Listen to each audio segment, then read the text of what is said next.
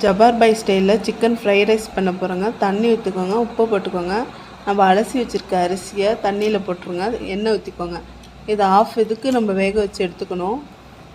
அரிசியை 70% வெந்தால் போதும்.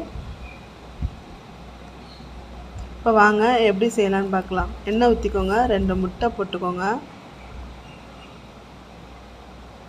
லைட்டாக கிளறி விடுங்க.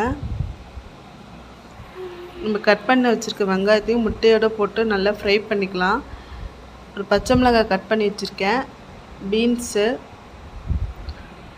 அதோடு சேர்த்து முட்டைக்கோஸை போட்டு வதக்கிடுங்க. நல்லா மிக்ஸ் பண்ணிக்கோங்க. அடுப்பு சிம்மிலே இருக்கட்டும். வெஜிடபிள்ஸ்லாம் நல்லா வதங்கட்டுங்க. 1/2 ஸ்பூன் அளவுக்கு உப்பு போட்டுக்கோங்க. நம்ம சிக்கனை பொரித்து வச்சுருக்கோம், அதை கட் பண்ணி இந்த வெஜிடபிள்ஸோடு சேர்த்துக்கலாம். பெப்பர் தூள் போட்டுக்கோங்க, ஒரு 1 ஸ்பூன் அளவுக்கு நல்லா போட்டுக்கோங்க.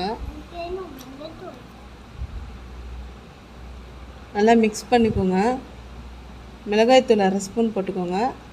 மல்லித்தூள் 1/2 ஸ்பூன் போட்டுக்கோங்க.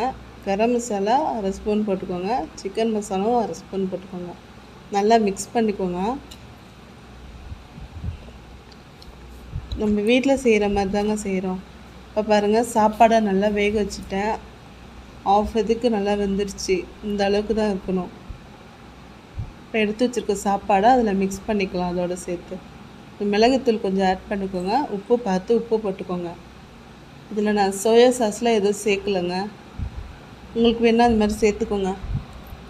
இப்போ நல்லா கிளறி விட்டுருங்க, நல்லா மிக்ஸ் பண்ணிக்கோங்க.